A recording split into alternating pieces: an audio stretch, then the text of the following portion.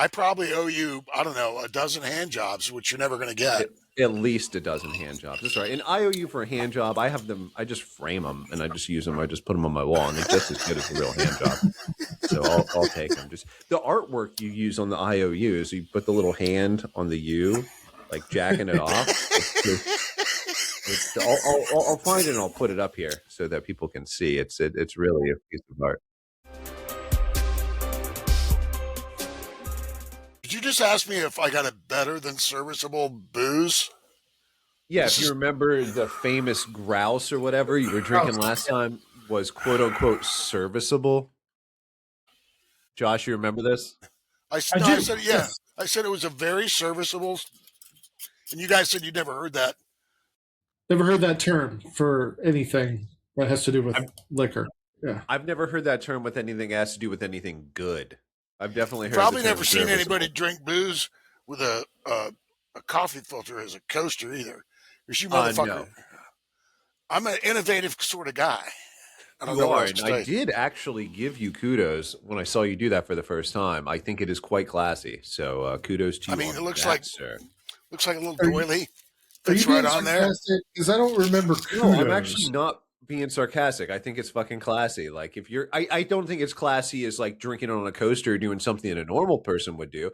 But in Mark's white trash world of like using fucking toilet paper rolls and all that kind of shit, it's actually fairly classy. So I'm giving you kudos. It's No, a classy way Do you know what to kind of coffee I filter through these things? Like a so really expensive French roast. So I don't appreciate you calling it white trash. okay, well that part of you isn't white trash, but the whiskey scotch drinking part of you where you drink serviceable scotches is a little bit white trash. I'm only basing that on the actions that you choose to make. So I don't know. But anyways, welcome to Reckoning Brothers. And I don't think I've done this before. I want to start with a clarification. Yeah. Um, our I put out YouTube shorts, which are the only things that get any real views. And the most popular one of the last session was me saying that owls are not birds. And I just want to clarify, I know You that saying what? that owls are not birds, that Okay. I didn't want to consider owls birds. I Yeah. know owls are technically birds. My point is, did you get hit with some comments or something? Is that there's only one comment in every video, and it was on that one. But they just it was something about, is this guy for real? Is he AI or something like that? Found it pretty amusing. But I realized when making it, I wasn't being very clear. I know that owls are birds, technically. My point is something like when you think of a shark, even though a shark is a fish, no one thinks of a shark as a fish. They think of a shark as their own thing. I think an owl deserves their own category like that in the bird category, the bird world. That's all I'm saying. End of story. Clarification made. We all on the same page? sure? Okay. Yeah. All They're right. dinosaurs. Awesome. Yeah, and they are dinosaurs. Birds are dinosaurs, and they're evil, especially chickens. I don't know if you've seen a chicken do its thing. It's a very evil thing. So it's your week to pick a topic and tell us again what you're going to tell. Since we I'm gonna don't start know with really this. what it is, what is it you were going to want to talk about? There's been all the violence, especially in regards to all the ICE protests, and I'm going to talk about that. We kind of disagree, I think, from talking about this on the ICE raids, but I think we agree more than we disagree on a lot of these. It's just a matter of what we focus on that pisses us off. And one thing I appreciate about you guys that I don't appreciate about a lot of the rah people on the internet is you both did this. And I realized this when I was researching this. Mark, you sent me a really interesting article in the American Spectator where a man was comparing what ICE is doing to being in insurgent neighborhoods in places like Iraq and learning something about not antagonizing people from those lessons in Iraq, like going in maskless, working like having a more community policing approach rather than just doing these masked up raids. And I appreciated that. And then Josh, you sent me an article about the city that you lived in had a city ordinance That's ICE. Was that in the county that started with corn? K for corn? No, it's current, Mark. Thank you. I don't know what you're talking about with the. Josh used to live in a county, and the first letter of the name of the county started with K, and it stood for corn because the only fucking thing in that whole county was corn. Oh, I remember that. Yeah, I remember visiting him up there. It was awful. I don't know how you managed to live up there, but more power to you for doing that. There was He nursed me back. It was a struggle. He nursed me back to health there. After I had Really? a major op, I didn't nurse you. Cece nursed you back to hell. He nursed me back to health there. He spoon fed me, brought me scotch on the rocks. He let me chew my Percocet up without scolding me. It was fun. I think it was secretly judging you while you were chewing your Percocets, but maybe not scolding you for it. So you were saying, Scott, that Josh. Yes, he sent a piece to both of us actually about the city ordinance, or maybe it was county, where he lives, requiring ICE agents to wear masks and carry. Ah, yes. Yeah. Requiring ICE agents to take off their masks. No masks and carry IDs. Well, they do carry IDs, and I'm just. The whole reason the left wants the ICE agents not to wear masks is so they can attack them. They want to. Mark, there are so many evil people on the left, and you send me all this information. I appreciate that. That is 100% true. But a lot of the point that I'm trying to make is someone needs to stop making Americans hate each other, even if they have to swallow a big old pill of bullshit. Someone's got to stop, dude. I don't want to see more and more people die. I don't want to see violence. I don't want to see protests in the streets over something that Americans don't want, even if it's the right thing to do. This is a philosophical argument. I'm not even sure I'm settled on this. Americans don't want ICE raids as they are. What I would love is for ICE to, step number one, if they're going to keep the raids, do something like your article suggested, and not have it be this just show of force. It's just do what I say, get out of my way, motherfucker. Even though I understand it, I fully understand it.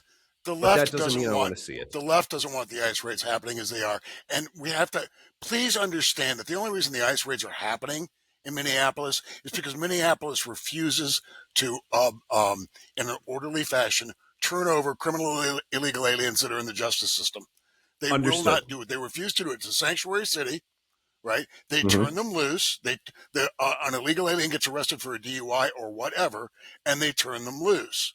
That requires 16 ICE agents to go out and find them instead of one ICE agent to go pick them up at the jail. You are absolutely right. And unfortunately, we have a world full of idiots that don't understand this. And so when these shows of force like this are done, there are all these protests that we don't like, right? And I hate them, and I hate seeing them. I do, but my question for you is, why are our idiot politicians, awful as they are, every single one of them, why do we have to suffer because they can't figure this out, right? Because what you said is true. You shared me these articles, and you're absolutely correct. It's because there are criminals that if they would just do their jobs, turn them over, and work with ICE, this would not have to happen. And that's probably why Jacksonville, Florida doesn't have a bunch of ICE raids, right? It's why Texas doesn't have any protests. It's why Florida doesn't have any protests. I mean, California. Well, they did have one protest in California, in Los Angeles, and they burnt the Waymo cars, and there was actually a bunch of actual real peaceful protests, which you don't really get the press, but they actually do exist. There was a bunch of them here on Friday. And I'm going to read something to both of you in a moment because it's one of the most extraordinary things I've read lately. But before you do that, ICE arrest. Just stick with me for a second here, please. Why do you feel like we are suffering as a people, right, left, and center, because our idiot politicians can't work this out? Yes. Do you think I'm right? And I think the most intransigent of those politicians are the ones on the left. Because I agree. I think Jacob Frey and Tim Walz are just gross people. I agree 100%. But I wish that people on the right could work this out with them to where people don't have to suffer like us. They can't work it out if people are vilifying. That's idiot, it. Yeah, the idiot senator from Connecticut, Chris Murphy, was on one of the news shows today, and he said the rhetoric he used was so incendiary and so wild that it was beyond my ability to process it. He said that ICE Nazis are are murdering American citizens in the streets. It's a gross thing to say. That 70% of the arrests are of American citizens or people who are here legally. The opposite of that is true. 70% of the arrests are of criminal illegal aliens, and that's the kind of rhetoric that's ginning up the activist left. So a lot of people have documented what's been going on in Minneapolis the last couple of days, and you've got the Communist Party and Antifa and the activist left. It's the current thing, right? Yeah. A few months ago, they were doing the hands off Iran, and before that, they were doing Free Palestine, and before that, they were doing, BLM, no kings, etc. Right. It's all, and now they're using, and I think I sent you a piece on how they're using encrypted apps to follow and impede ICE operations.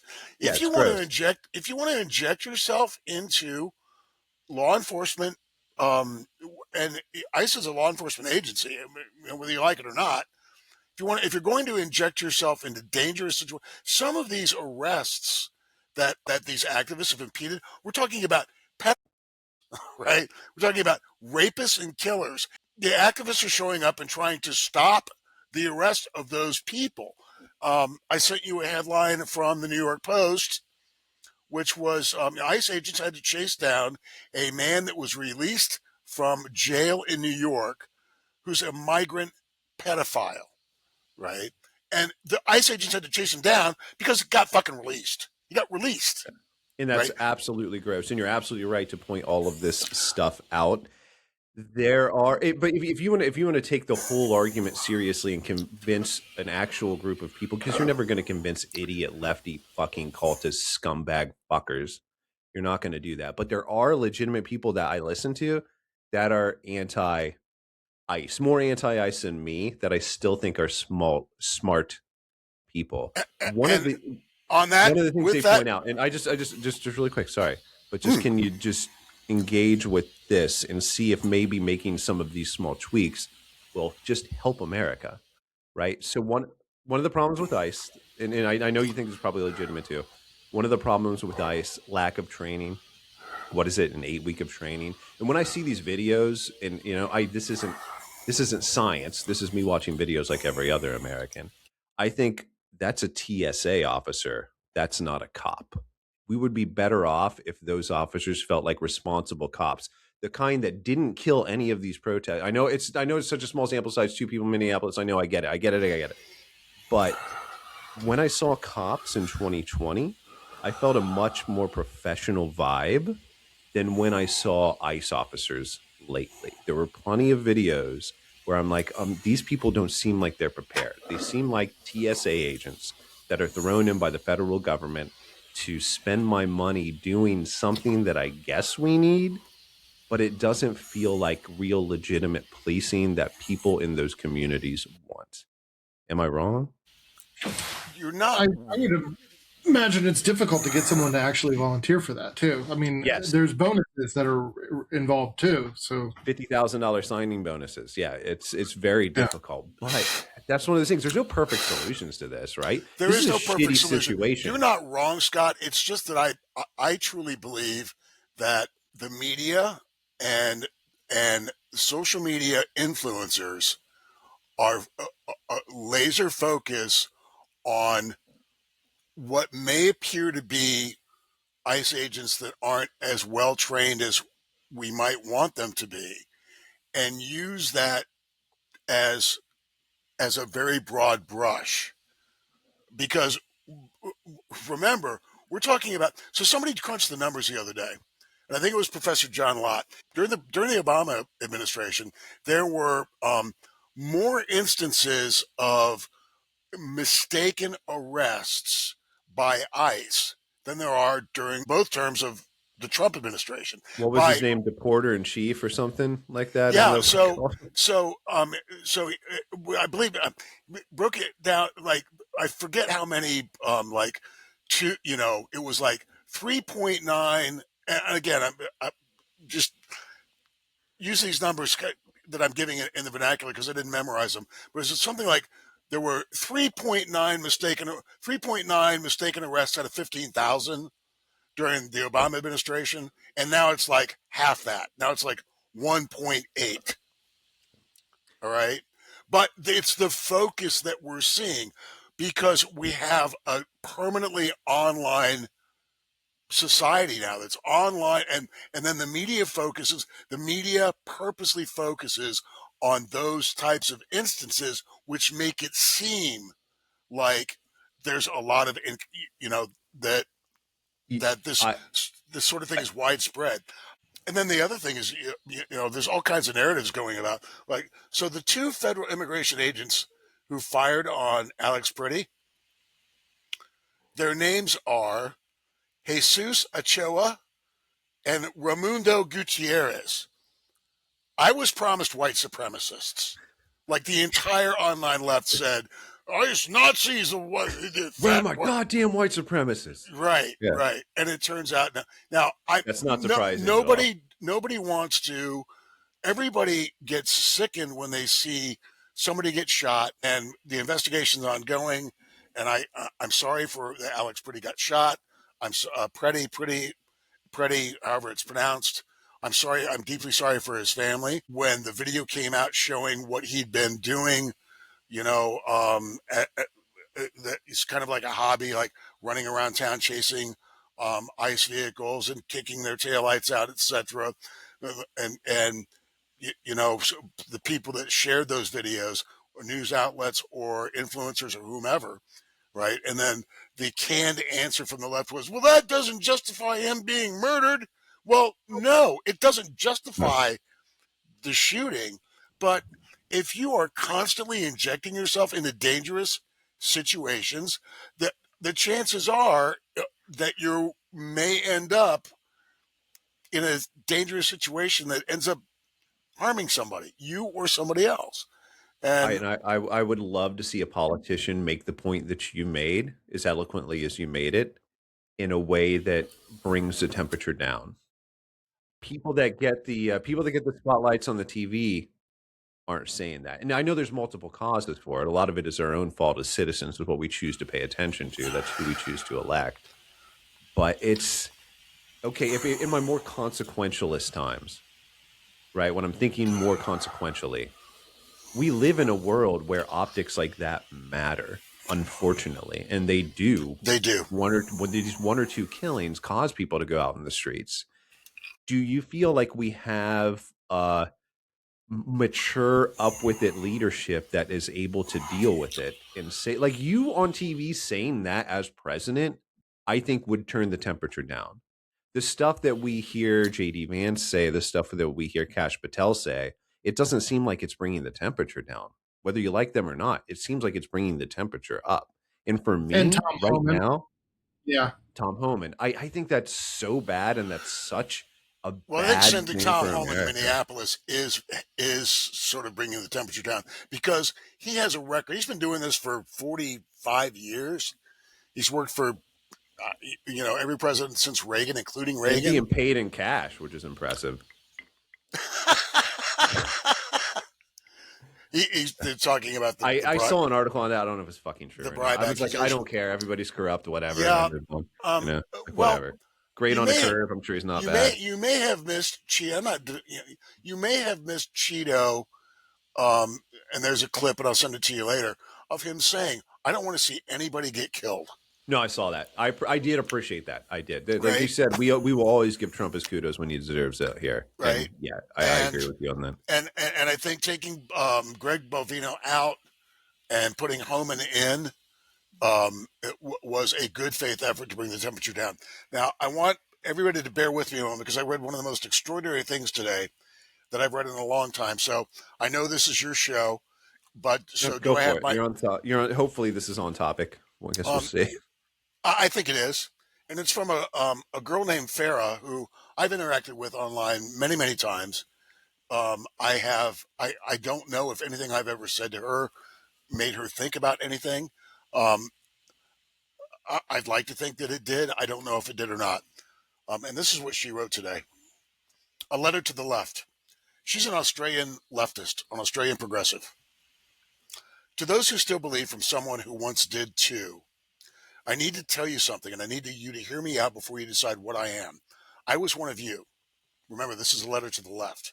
I was one of you, not in some distant theoretical way. I was deeply one of you. I marched, I shared the posts. I believed with total conviction that the progressive vision of the world was not only morally correct, but self evidently so.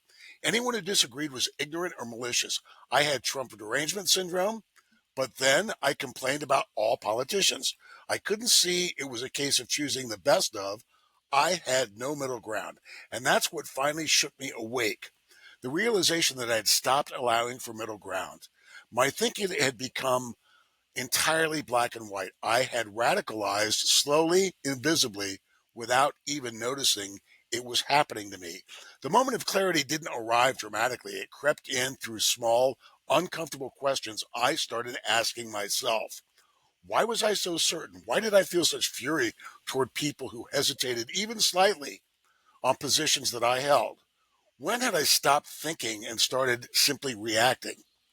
When I tried to share these doubts with friends and family, people I loved, people on my side, I wasn't met with conversation. I was met with a wall, a similar wall to what I had previously put up for anyone daring to question me and my positions. Quote, no discussion. You've gone right wing. Lies were constructed about my motives. It didn't matter that I was asking questions in good faith. The act of questioning itself was the crime. This is not normal. A political movement that forbids its own members from thinking critically is not a movement for justice. It's something else entirely. And it worried me then. It worries me now. Do you remember the 1980s and 90s? I do. We had done real meaningful work on race relations. Most people in the West genuinely did not care about the color of your skin. Were things perfect? Of course not. But we were heading somewhere good. We were building something. And then we pulled it apart. We decided that every small, clumsy human interaction was a microaggression.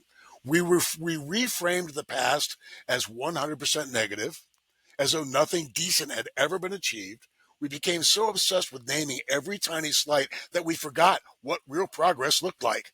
We unstitched the good work and called it enlightenment. Once I began looking with honest eyes, the contradictions were everywhere. We decided blackface was a mortal sin, but woman face? That was brave and fabulous. We insisted entire societies must be reconstructed to accommodate the preferences of fractions of a percent of the population. And if you question the pace or the method, you were a bigot, evil, or a fascist. We pursued reckonings for the crimes of Western civilization: slavery, church child abuse, colonization, and those reckonings were important, but we stopped there. Only the West was held to account. The transatlantic slave trade was a horror, yes, but it was the British who ended it. Meanwhile, the Islamic slave trade ran for centuries, and pockets of it persist to this day. Where's that reckoning? Who's demanding it? We created a world in which nobody is allowed to simply settle and build a life. Indigenous people must perpetually identify as victims.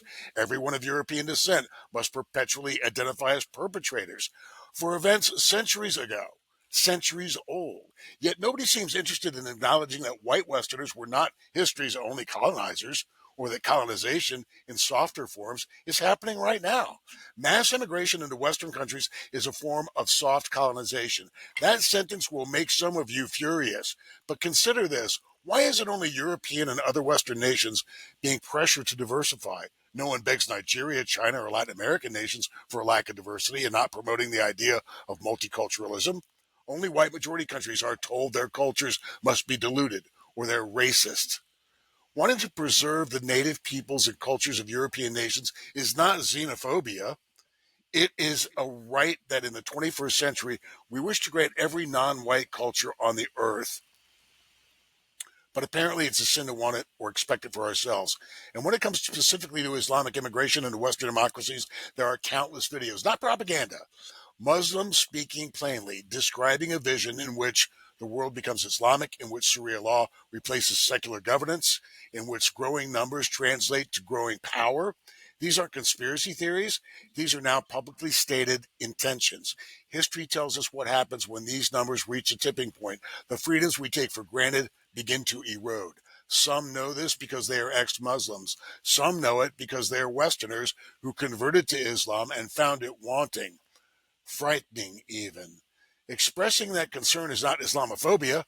It is pattern recognition. I'm going to skip through because it's a little bit longer. So I'm going to go to the closing. And the closing is, I am asking you, I am begging you to think. Consider that an alternate view might not be hatred. Consider that you may have been wrong about some things. I was. That's not a confession of weakness. Admitting a mistake and choosing a different path is braver than marching further down a road you already suspect is leading somewhere dark. You are not a bad person for questioning. You are not a traitor for thinking. The people who tell you otherwise are not protecting you. They are controlling you. That is all I ask. Just think, please.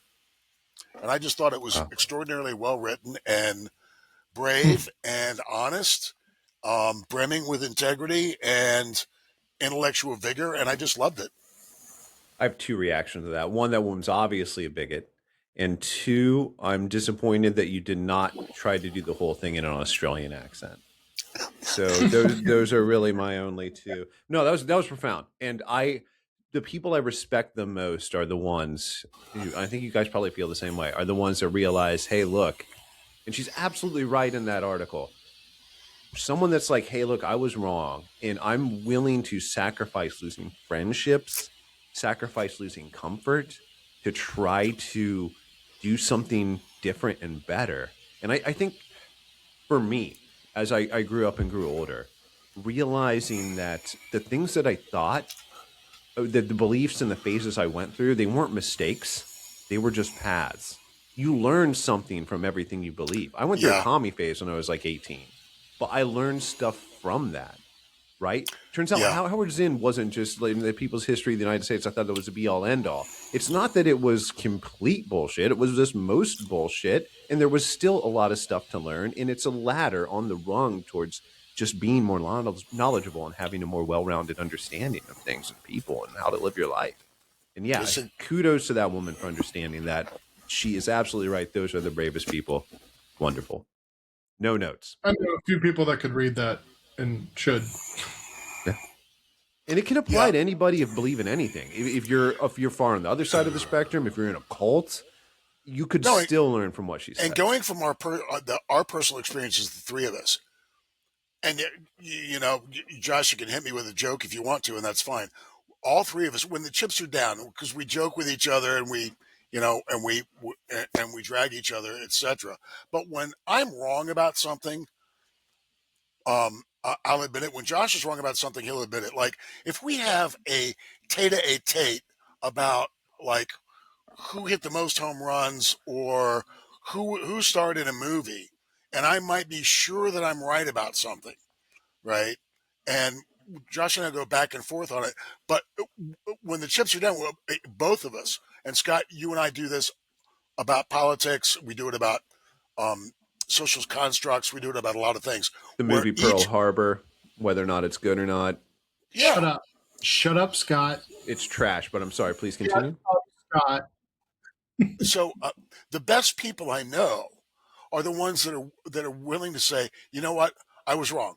You were right. I was wrong, or I was wrong, and what you've said to me has made me rethink my position. And the woman in that article framed that as bravery, and she's right. It's braver to do that because you're facing ridicule. You're facing your own ego, and you're telling it to fuck off, and that is so hard. It's so against human nature. It really Yeah, truly yeah. is. No, I really am glad you read that. And That's look fucking and look kudos. how long it took me to like, you know, um, get up to speed on like technology compared to you guys. I mean, in a general sense, for the last 15, 20 years. And um, You've just And learned Windows XP, and I'm proud of you. I'm on dial-up internet right now. That's what that noise in the background. Fuck. But no, sorry. Go ahead. No, so and I was intransigent on things, and it was only through persuasion, right, and sometimes even a little bit of ridicule that I adapted, right, that I adapted and grew and learned, and like I don't know IT like Josh does, but I'm in an internet, I'm in an IT business, and I'm old. And Yeah, you are. you bought a headset to get rid of the hiss, and you figured it out and you hooked it up, and I appreciate that. I appreciate that. It's going to make my life so much easier when editing this. So thank you. This has been a good episode. I'm not sure you're going to have too many edits today. The camera hasn't fallen. Yeah, you don't want to know the amount that I had to cut off of last week's. It was about 25 minutes of editing randomly. So yeah, I probably owe you, I don't know, a dozen hand jobs, which you're never going to get. At least a dozen hand jobs. That's right. And I owe you for a hand job. I have them. I just frame them and I just use them. I just put them on my wall, and they're just as good as the real hand job. So I'll take them. Just the artwork you use on the IOUs. You put the little hand on the U, like jacking it off. I'll find it and I'll put it up here so that people can see. What else do you want to talk about today, Scott? You wanted to talk about the unrest in Minneapolis. I think I talked about what we wanted to, but my main point is I just wanted to talk about how my priority number one is all, and I've said this many times, is Americans not hating each other. I know, I hate it. Sometimes people do need to eat a little crow and not just be like, yeah, fuck you, but you did this. And politicians will do that on both sides. I think that there's a uniqueness on the left that's wrong that I think you point out that you're right about too. And and it just kind of is what it is. Like when you see Jacob Fry up there, people like that, you're just like, you don't need to say this. What you're saying is pure politics. And you're making things worse for stupid fucking reasons, and you know what you're doing. That smile on your stupid face. I hate the straw men. I hate the dissension. Yeah. And you've heard me say before, Twitter and Instagram aren't real life. Like I interact with a lot of people. I work in a building that is almost 500,000 square feet. Like it's huge. I see a lot of people at work every day. And then in my other job, like I'm interacting with editors and people in the media like every morning, right? And we go out to dinner on the weekends, and I'll drive to Cleveland and have dinner with them. I go to editorial board meetings for at least one publication that I edit for. Nothing that I see in all of my trios and all of my travels with all of the people that I interact with. Like I am the opposite of the person that's sitting at home with a mask on, right? Like so many people that are like addicted to the magic box, right? And also don't know how to use it to look anything up. I never run into anybody who, like, I never run into a black person that hates white people. I never run into white people that hate black people. That's so rare in real life. I don't run into anybody that hates gay people or trans people. I don't, I know those people exist, which is why I am want to say to the perpetually online activists and leftists is like, name a person whose name most people would recognize who has said that or believe that. There's a guy named Rob Rousseau, and he said this, and it's a total straw man. Let me just scroll a little bit. There's editing I got to make now. Let's talk about that hypocrisy and the vilification of the left. We talked about this a little bit earlier, but I think a lot of things, like, it comes down to, is this what the conservatives want? Then we're absolutely against it 100%. If it is what the left wants, is what I've been told. So have you seen the CNN like ride-alongs that they did with ICE in like 2016? No. Glowing. It was just glowing. Yeah, absolutely. It was literally fellatio media. CNN's doing ride-alongs while, during the Obama administration when they're doing family deportation raids. This was literally biased news coverage in favor of family deportation raids. Like, The opposite of that is what they do now. But, and we're talking about, major news networks. Mm, So, propaganda networks, you mean? You should yeah, phrase it correctly. I just want to pay tribute and everybody raise a glass, please, to Demond Wilson from Sanford Oh and Son, shit! who passed away. So I grew up with Demond Wilson. And he played Fred Sanford's son, and he was a magnificent actor in person, and I loved him as a kid, and I'm deeply sad that he's gone. Yeah, it was great. Sanford and Son was amazing. It was one of the top shows of. I haven't found the tweet, but it was people keep blaming trans people and immigrants for their problems, blah blah blah. I don't know a single person. Name a single person. Scott, can you name anybody whose name people would recognize who blames America's problems on trans people or immigrants? No, if I wanted to be more kind to the person who that accusation, there's people that blame uh, people on the extreme end of trans activists that blame it as part of the problem of where America's at, which I understand. But blaming just a random trans person, no, that would be silly. That would be ridiculous. It would be bigoted. Yeah, it truly would. And I am sick of bigotry. Can I've had a belly full of it. I had But something happen last night. The wife and I got to meet. We met Jesse Single because they did a did you really? yeah they did a he did a blocked and reported meetup in Los Angeles, and we took a lift there because it was a bar, at a bar that doesn't serve liquor, by the way, which should be a fucking crime. A bar that only serves beer and wine. So fuck that. Anyways, we had a trans person that was an Uber driver there. And I was thinking the whole time, like, I can't mention that we're going to go see Jesse Single to a trans person. So we got to keep quiet in the car ride and not mention where we're going. Right. And then I'm thinking, this is me having a moment of two online. Most trans people probably aren't going to know who he is because they're just living their fucking life like the rest of us. And then Correct. why would I just assume that person would get mad because of someone like Jesse Single, who, if you know anything about him, he's not anti-trans at all. He's a very pro-trans guy. He's just critical of things like gender affirming care, especially for kids, as For most children. everybody is. He's For just children. vocal about it. But no, it was great. It was a great meetup. We talked to him maybe for 10 minutes or so, but it was great. Was his wife there? What's her name? What's her online name?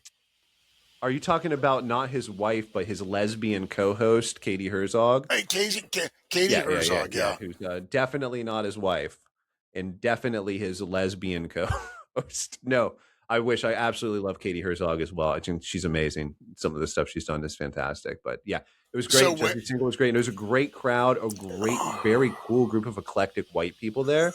My wife and one other person were the only ethnics. But they're very cool people. They're very cool people. You're Yeah. ethnic. You're Jewish. I am 1/4 Jewish ethnically, but I identify as The chosen people's blood flows through your veins. it does, Scott. and it helps me focus on saving 15% on most of the things that I most buy. bizarre thing I ever heard, and I've read, and I should avail myself of the podcast more. But I've read an absolute shit ton of stuff that Jesse's written. The most bizarre thing I ever heard is he opened up a Blue Sky account, and within 12 hours, he had like 1.9 million people block him. Yes, it was amazing when he did that. He's the most hated There were person so on Blue many Sky. people that were afraid that they might hear something that they disagreed with, that they just blocked him.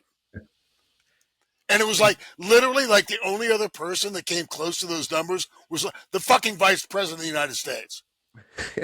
Like he's up there with JD Vance on the number of people that blocked him immediately. It's crazy how much lefties hate Jesse Single. They see him as an apostate because he's very much a lefty. but he's incredibly smart, dude. His book about the replication crisis in psychological studies was fantastic. The things he does on Black Report is fantastic. The things he tweets, the articles he writes, yeah, he's great. So that was a privilege. But yeah, I know you're a fan, Mark. Josh, you need to be a fan because he should be up there on everybody's list. Josh, what is that in the background that I see on your screens? What is that? Is it like a snow scene or what's going on there? Is that Starry Night by Van Gogh? It's Yeah. what? It's Starry Night on the Rhone by Van Gogh. I thought it was Trump's new ballroom, like looking at it from here. But as a Frenchman, I figured you would know art when you saw it. What is, I mean, what is it again? Starry Night over the Rhone River. All right. Like, Van Gogh, the artist that cut his fucking ear off. I'll send you a picture of it. No, I mean, now I know what it is, but because, Starry Night over the Rhone. Yeah, it's the bridge. It's the bridge. It's the Van Gogh painting of the bridge. Yeah. There you go. The artist that cut his ear off because he was in love with some chick that didn't love him back. Was that it? Yeah, he was very incelish before that was a Was thing. he a homosexual? Most gay dudes don't cut their ears off for chicks, as far as I know. I don't know. He could be. I'm not sure. All right, well, let me do this. Okay, so my whole thing is turning the temperature down. Okay, Mark, you have 30 seconds, and you can talk to the leader of the U.S. Okay, you've got 30 seconds to tell them how to turn the temperature down and help everybody in your country learn to love each other a bit more. What would you say? Go. I would say read some Oval Office speeches from great presidents and then do an Oval Office address that is written by a great speechwriter. Or bear in mind now, Reagan wrote most of his speeches. Other presidents wrote a lot of their speeches. I would use Ronald Reagan as the benchmark here, as the high bar, because he was so good at it. He was so good at it. You can look back at so many speeches and radio addresses he gave where he brought the temperature down, where he made people reflect on their own humanity and calm down and think about things and not overreact. If I were the president, I would give an Oval Office address, sitting down at the Resolute desk, and I would very methodically point out and what our immigration laws are, how they were all passed by Congress, how the executive is required by law to enforce the laws that are mandated and required by Congress, that nothing runs perfectly, that government does make mistakes, but we're going to do our best to make sure that no innocent person gets harmed while we do what the law prescribes that we do. In fact, he won the election on. And it just bears repeating, I didn't vote for him, but he won. And the number one issue that he won on was immigration enforcement. Everybody saw 10, 8, 10, 12, 15 million people stream in for 4 years. We didn't know who they were. They were unvetted. A lot of them were bad people. A lot of Americans have been killed by illegal aliens, criminal illegal aliens, and the American people had a belly full of it, and they said, it has to stop. We have to have border security, and we have to deport people who are here to harm us or to break our laws. No nation on earth allows foreign nationals to roam free and break their laws. And I would give a very heartfelt, calm speech from the Resolute desk hitting those points. There was an election. I promised to do this. We're trying to do it. There's no perfect way to do anything. People have made mistakes. We're going to try our best not to make any mistakes. We may make some more mistakes. They won't be malicious, and everybody needs to calm down. That's what I would do. If I were the White House chief of staff, that's what I would tell him. I don't think it's Cheeto. I don't think it'll do any good. Like I truly believe the White House chief of staff has probably already told him that. But it's Donald Trump, and he can't sit down and give a speech from the Resolute desk and be calm about stuff. And I've said it before. Donald Trump is like the guy that calls in the radio show, and the radio talk show host is like, Donald from Queens, you're on the air, and there he goes.